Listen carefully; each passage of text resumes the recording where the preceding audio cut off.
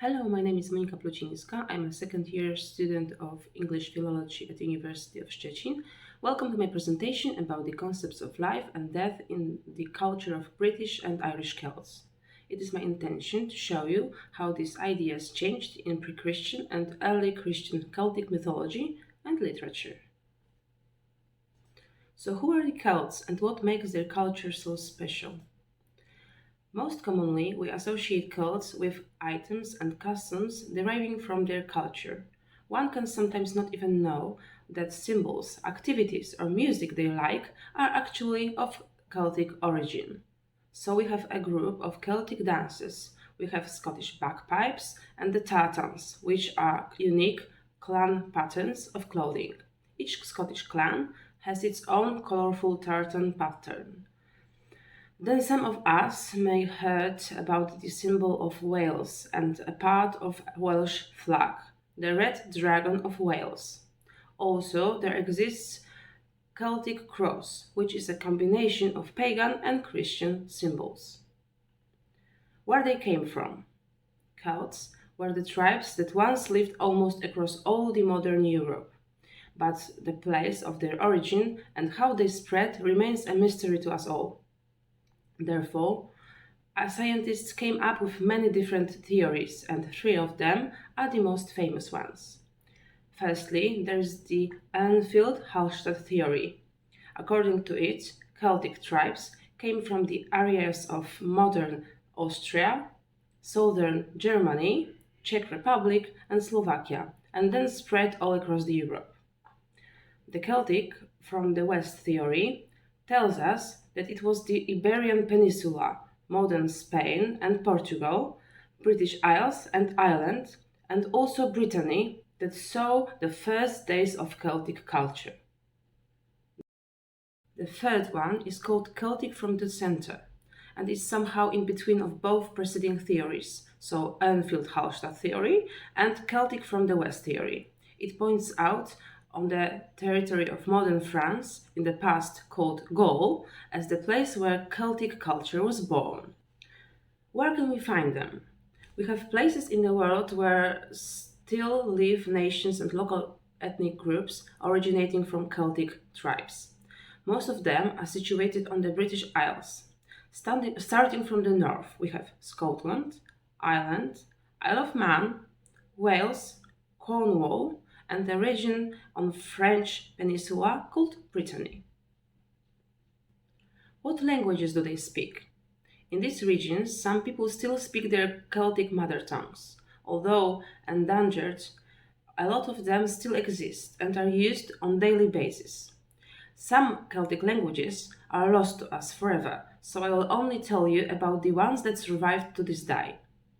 In Scotland, it's Scottish Gaelic. On Isle of Man, it's Manx. In Ireland, it's Irish Gaelic or simply Irish. In Wales, it's Welsh.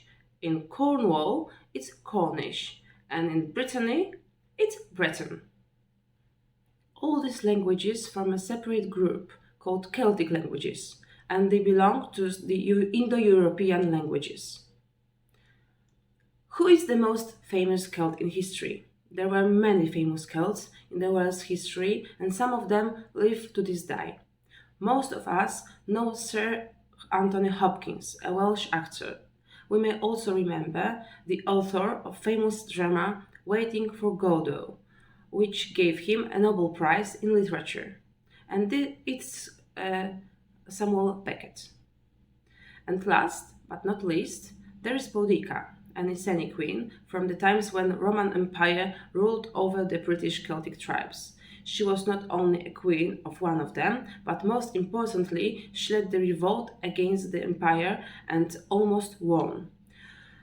Most of the knowledge we have about her is biased, because it originates from the old Roman sources, but even so, the evidence shows that a remarkable woman of her times, and in my opinion, she was the most famous and important Celt in history.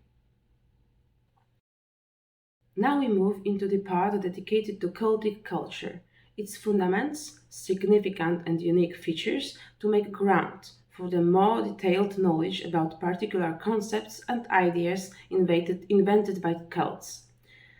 At the beginning, I want to tell you about the basis of Celtic culture and society. Firstly, we have cattle. It was the base of Celtic economy. The wars have been fought over the cattle, tales written about it, and mythology circled around the role of cows and bulls to the pagan Celtic nations.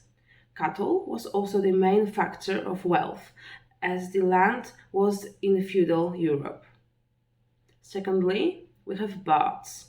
They were not only poets, but most importantly, historians, the recorders cultivating oral literature tradition that kept many beautiful tales alive and saved them from dying until the times they have been written down by the Christian monks. Bards were kept by kings and wealthy men in their households to record the events and provide entertainment. Also, there was no matriarchy in the Celtic society. In the contrary to popular belief, the Celtic society was not matriarchal. Although in Celtic history and mythology we can find both female and male rulers, this is not the factor determining whether the nation is patriarchal or matriarchal. It is not about the right to succeed to the throne. Not at all. We talk about matriarchy only when women have the priority over men to inherit the family fortune. And in Celtic culture, it was another way round. So it was men's privilege. Finally, we have druids. They were most commonly known as priests or magicians, partly historic, partly legendary people. There were many myths regarding the role of druids, pointing on Celtic gods as the ones who were first of them. But in the fact, druids were nothing more and nothing less than scientists. There was no sorcery in foretelling the weather, only the knowledge about the nature. They were also skilled in astrology, law, and politics. They were mentors and teachers. They were also judges and often played important roles in the politics of Celtic kingdoms. What makes Celtic culture so unique? Firstly, we have geography and the isolation it caused. Part of Celtic kingdoms, at least the ones with the best preserved culture, lied behind some natural borders. The good example is Scotland, because its northern part is situated in the mountains. Therefore, Highlands, as we call the northmost part of Great Britain, wasn't easy to settle down or travel and spread new ideas and values. Another example is Ireland, which was never conquered by the Roman Empire. So the first great influence they experienced was the spreading Christianity. The second item of the Celtic culture are the triads. Celts loved number 3. They believed in its magical powers and in the certainty in deeds and ideas with the 3 behind them. So the gods and goddesses have been usually linked together into triads. Another kind of triad existed when god or goddess was split into 3 parts to show its multiple nature or interests.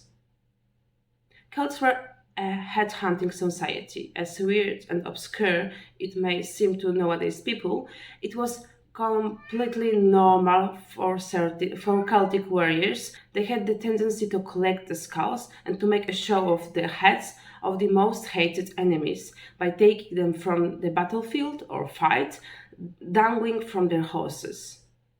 The reason standing behind it is a belief that head is the place where the souls live. Finally, we have Ogham. Ogham was the alphabet designed to carve on the edges of the stone pillars. There exist many archaeological evidences of such practices. You may see one of the pillars on the attached photo. So why the death is absent, and what do I mean by that? Just to be clear, when I speak about the pre-Christian mythology, I have on my mind the never recorded tales before the 9th century. After that moment, the Christian monks started to write them down and provide the original legends with their own ideas. As many other features of Celtic culture, also their beliefs regarding life were unique. But how do we even know what their society looked like when the time their culture was being written down was also the period of blooming Christianity? Even with Christian influence, their mythology was so different and so original that it is possible to track down the biblical changes made to the previous purely pagan tales. Also, the pantheon of gods, what they were patrons of, how they behaved, and their attributes or animal form and companions can deliver precious knowledge about the values and that has been represented in early Christian culture. As any other culture, Celts also developed their unique set of symbols. Their meaning, shape, and uses can tell us a lot about the way they perceived the world around them. Another great source of knowledge about the idea of life would be the Celtic calendar and the way Celts measured and perceived time. The Celtic mythology can be divided according to its place of origin. We can, for example, distinguish between Welsh cycles of mythology and the ones that originate in Ireland. Although all the British and Irish Celts shared the same patterns and ideas, all tribes created their own, in many ways different form and sets of tales and legends. One of the most famous ones is Welsh Mabinogion and Irish Ulster cycle, with its masterpiece called Cattle Ride of Cooley, and a hero, Cuchulainn, as the main character of the tale. Some of the Celtic legends are so unique and so beautiful that they are nowadays compared to the Homer's Iliad and Odyssey. In Celtic mythology, gods were very different from the entities of ancient Greece and Rome. They were immortal, but often lived lives of men, lived among the humankind, and they were able to temporarily die. What was unique is that even killed, the gods and heroes and heroines of Celtic tales usually reborn in another generation, in another story. In the Book of Invasions, describing the many tribes of magical entities invading the island and fighting against each other, it is most common for gods to go into exile or hiding or travel to another kingdom than to become extinct. Also, there is no evidence of a Celtic god or goddess being originally a patron of death or other words itself. Although there are many beautiful myths in Celtic culture, I chose a specific one which clearly shows the concepts of life and death in pagan Celtic society. The tale is called Wooing of Etain. Etain was at her time the most beautiful mortal woman in the whole island. Many men wanted her as their wife or lover, so her features became more of a curse for her than a blessing. When story begins, Etain is a daughter of an Irish king called Ailill. One of the Irish gods and druids, powerful Midir, comes to visit his foster son Aegus, and when he gets hurt, seeks compensation in getting the most beautiful woman in the whole island for a wife. He already knows that the very woman is Etain, daughter of the king. Aegus, to help his foster father, has to perform many difficult quests for the king, but finally succeeds and Midir marries the woman of his dream. But there is a problem. Midir already has another wife, who is powerful sorceress and goddess. She curses Etain and changes her into a pool of water, which, when it evaporates, becomes a fly. The fly follows Midir everywhere, so jealous goddess conjures a storm which blows the fly away for many years. She spends some time in the company of the foster son of her husband, Aegus, who helps her heal, but furious goddess, wanting revenge for the Midir's betrayal, conjures yet another powerful storm. Eventually, the fly lands in the cup of a woman, is swallowed by her, and then reborn as her child over 1,000 years after her first birth. Years pass, and the High King of Ireland dreams to marry the most beautiful woman he can find in Ireland. So he sends messengers all over the kingdom to finally succeeds in finding Etain. He falls in love, but so does his brother, Ailil. And while the king marries Etain, the brother becomes ill from his grief. Then king leaves the household to travel across his kingdom, and Etain stays with dying brother-in-law. The man tells her in the confidence that the reason hiding behind his illness, and assures her that it is only a matter of her will to make him better. As Etain wishes him well, he starts to heal, but eventually informs her that only by meeting him on the hill outside the town, she may cure him completely. Etain agrees to the terms and goes to meet with the brother of her king husband several times. But what she doesn't know is that at this point she doesn't meet Ailil, but her first husband, Midir, magically disguised as the brother of the king. At their third meeting, Midir reveals Etain his true identity, and although she admits that she doesn't remember him, she agrees to flee with him, but only if her king husband grants her leave. When the king returns, Midir challenges him to play a Celtic board game and loses several times in a row. But after his misfortunes, he finally wins and tells the king that as his prize, he requires a hug and a kiss from the king's lady wife. The king agrees to grant them Midir's wish after a year of delay and gathers an army to protect his wife from the witty god.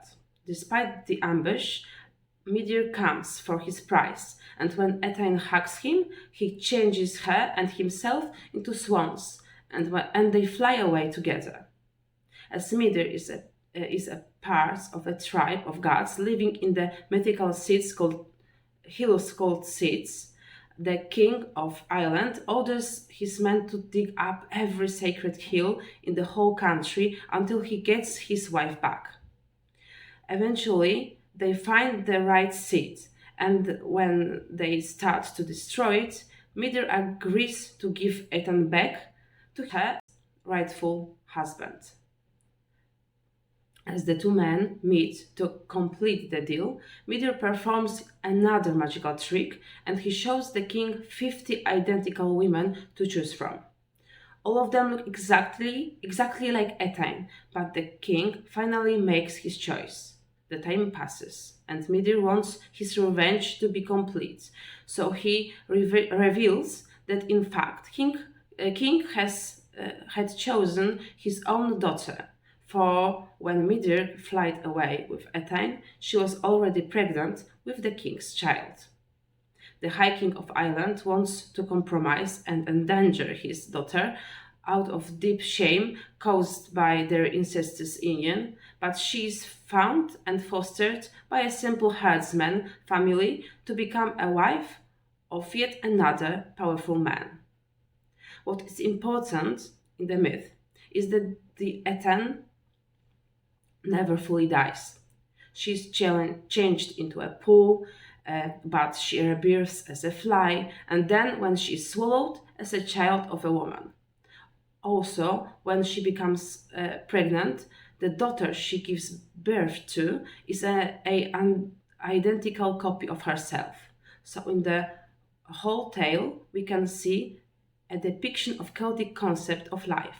It's a cycle of eternal rebirths, available not only for gods, but also for humans.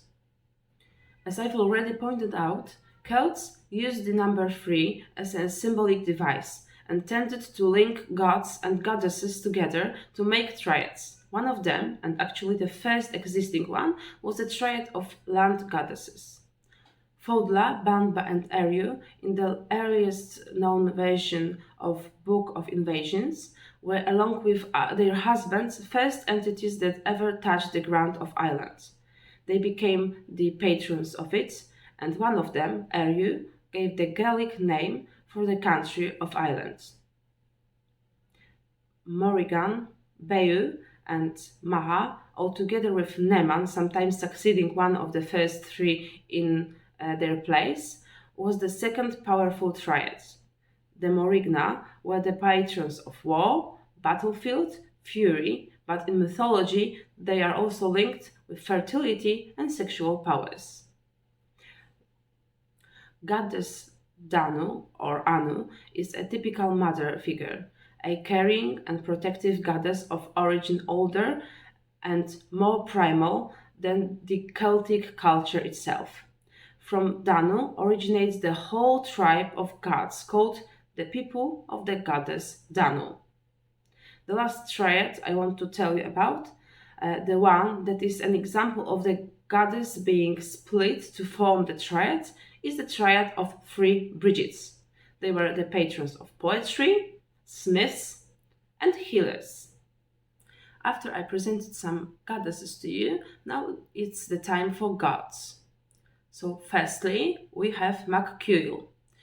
He was the husband of goddess Banba, and along with his 2 other brothers, MacCecht and MacGrene, was first to invade the island. Bran, his name originates from Old Irish words for a raven. He was the patron of knowledge. We have also Irish Lu and Welsh Lleu, who were the masters of art and knowledge. They were accompanied by many different animals, but among them there is one worth mentioning, the raven. Lu had 2 ravens, which he used as his messengers. Dagda was the male version of Danu, a father figure. With many powers and magical possessions, he was strong, mighty, and smart. Now I will show you and talk about 2 symbols from the set of symbols of Celtic culture. Firstly, Triskelion. Depending on its use and appearance, it might have had a different meaning, but what is significant for my study is that when used on the gravesite, it represents the never-ending cycle of life, death, and rebirth.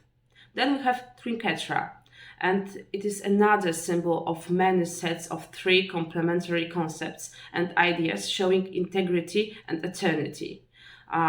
It can be used as a symbol of father, mother, and child, of past, present, and future, and also birth, death, and rebirth.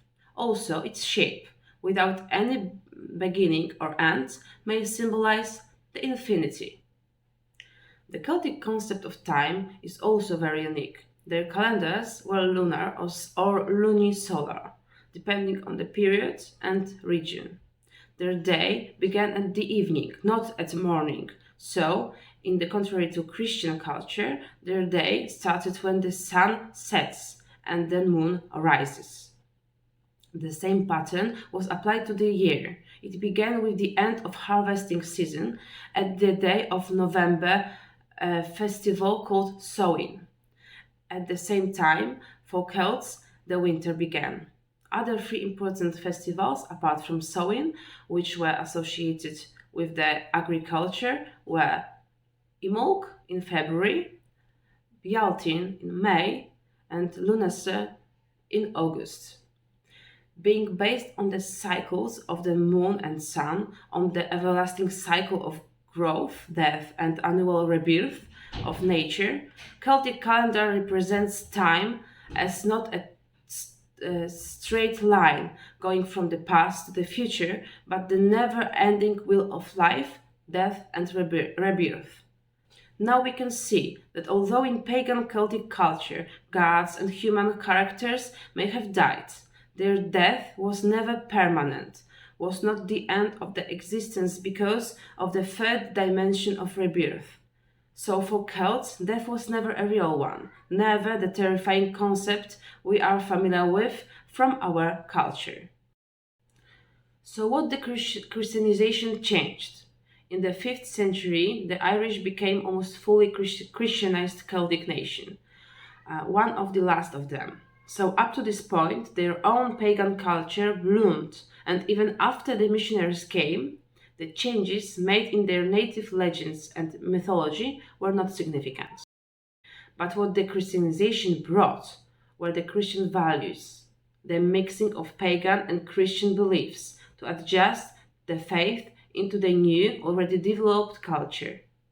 When the monks started to write down the Irish myths in the 8th century, they supposedly found out that their new believers perceived time and death in different, not Christian way. The values that have been engraved on the Celtic society were dualism, so sudden lack of the third component, punishment for sins, as the heroic society always fighting with each other, it would be impossible for Celtic tribes to believe in punishment after death. So they never had the culturally implemented fear of death. The Christianity brought also the lesser role of women. In the Celtic society, both men and women could be warriors or rulers. In the Christian culture, woman was either a virgin or a mother and dutiful wife. It was no place for a woman to become a druid, a healer, to teach or share wisdom. On the old tale of arriving on island of Bamba, Fodla and Eru, so 3 land goddesses, along with their husbands, later changed. According to the Christianized myth, 3 men arrived with their main wives. One of them was called Kesser, and either, depending on the version, 49 or 150 other women. Then 2 of the 3 men died, and the last one was unable to live amongst so many women and ran away to hide in the caves. He was the only one that survived the biblical flood. As the Christianity took place of pagan beliefs, it also adopted some of the most significant gods to pantheon of saints.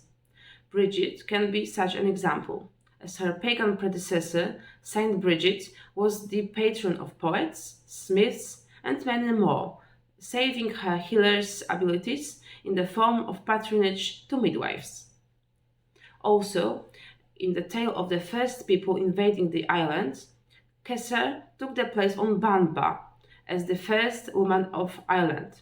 She was a granddaughter of biblical Noah, a daughter of his non-biblical son. The triads of Morigna also gained some new powers and abilities. In the cattle ride of Cooley, a tale telling the story of conflict between the 2 Irish kingdoms, Connacht and Ulster, the hero Cuchulainn, probably a son of Lugh, has to fight alone with the whole army of Connacht to protect the cursed people of Ulster, who due to magical illness are unable to fight. During his quest, he makes another enemy in the goddess Morrigan by rejecting her sexual propositions. After this affront, Morrigan wants to take revenge on the warrior, and finally she is able to kill him. The man dies and never reappears in any other tale, so his death is true and eternal, and the Morigna gains a new role. She becomes a goddess of death. The crows, Morrigan companions, feeds on the dead body of the hero. So we have yet another change in mythology, the symbol represented by crows and ravens. We already know that ravens were the animal companions of Lu, master of arts and knowledge, and as the wren accompanied the Welsh version Llew. They were his messengers. The Old Irish word for raven was also the name of another Irish god of knowledge, Bran. So in pagan culture, those birds have been associated with knowledge, prophecy, and powers. The new meaning given them by Christianity was simpler and far more horrifying. Ravens started to symbolize death. The new idea of life and the concept of death consisted of Christian faith in duality, which took place of the triple ideas in Celtic pagan culture, so heaven and hell, sinner or saint, life and death with no rebirth, life on earth ending mercilessly with death, after which the price or punishment awaited depending on the deeds a person committed in their mortal life. In the contrast, Celtic pagan beliefs had no idea of sin or punishment for it after death. So what is good to know and remember? Celtic tribes originate somewhere in the middle of the Europe. Celtic languages are spoken in parts of the United Kingdom and on one French peninsula called Brittany. Boudica, the Iceni queen, was the most famous Celt and held rebellion against the Roman Empire. Ogam was a technique allowing to write at the edge of a stone pillar. Celts tended to organize their gods and goddesses into triads. Before Christianity came, there was no modern concept of death in the heroic society. They perceived the life as never-ending cycle. In the early Celtic understanding, time was cyclical, lunar, and emphasized rebirth and eternity. The Christianity added the idea of death and punishment in the other words. The Christian culture emphasized the linear idea of time. Christianity brought the idea of duality. Therefore, the concept of life gained its contradictor, death. Thank you for your time and attention.